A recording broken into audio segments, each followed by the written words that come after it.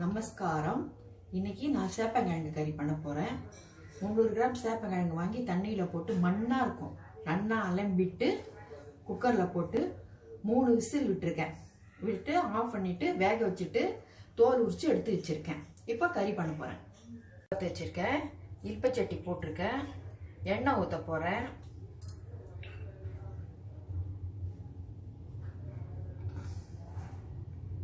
எண்ணெய் ஊற்றிட்டு அது 2 நிமிஷம் காஞ்ச பிறகு அந்த வேக வச்ச கிழங்கு அதில் போட போகிறேன்.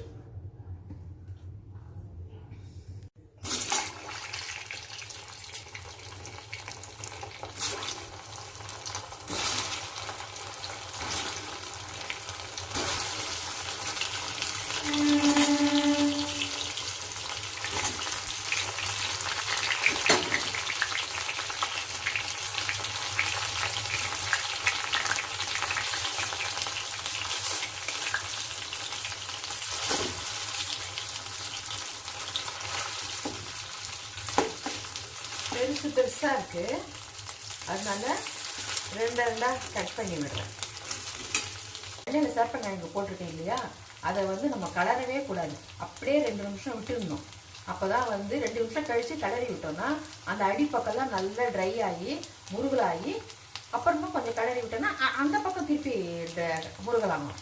அதை கலராமல் இருந்தால் இல்பச்சட்டியில் ஒட்டாமல் இருக்கும். 2 நிமிஷம் ஆயிடுத்து. இப்போ கலர போகிறேன்.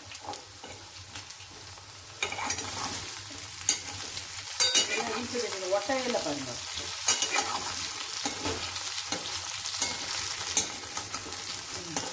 இப்போ இன்னும் 2 நிமிஷம் அப்படியே இருக்கும். 2 நிமிஷம் ஆயிடுத்து, நல்லா ஃப்ரை ஆயிடுத்து. இப்போ கிளறிட்டு பாருங்க, புளி கூட ஒட்டையில பார்த்தீங்களா, அப்படியே விட்டோன்னா அப்படியே ஃபுல்லாக முருகலாக ஆயிடுச்சு. இப்போ உப்பு உரப்பெல்லாம் போட்டுட்டு மூடி வைக்கணும்.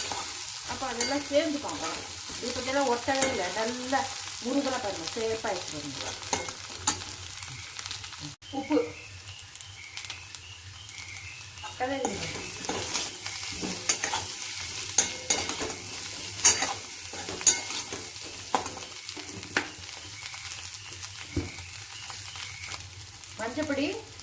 மஞ்சப்பொடி போட போகிறேன். அப்புறம் மிளகாப்பொடி.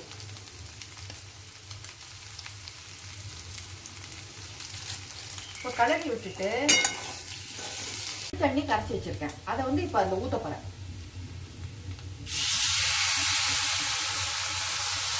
புளி தண்ணி ஊற்றிருக்கேன். இப்போ மஞ்சப்பொடி, மிளகாப்பொடி, உப்பு, இந்த புளி தண்ணி எல்லாம் அந்த காயில் சேரணும். அதுக்காக அடுப்பு சின்னதாக வச்சு மூடி வைக்க போகிறேன். 2 நிமிஷம் ஆயிடுத்து. இப்போ மூடியை திறக்க போகிறேன்.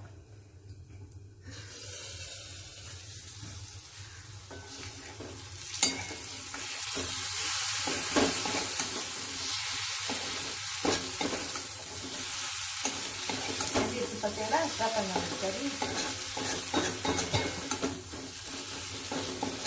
அதில் எல்லாம் சேர்ந்துடும், உப்பு, உரப்பு, புளிப்பு எல்லாம் சேர்ந்துட்டு சூப்பராக இருக்கும் கறி.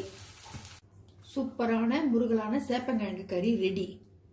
பண்ணி பார்த்துட்டு எப்படி இருக்குன்னு கமெண்ட் பண்ணுங்க. மறக்காம சப்ஸ்கிரைப் பண்ணுங்க. தேங்க்யூ.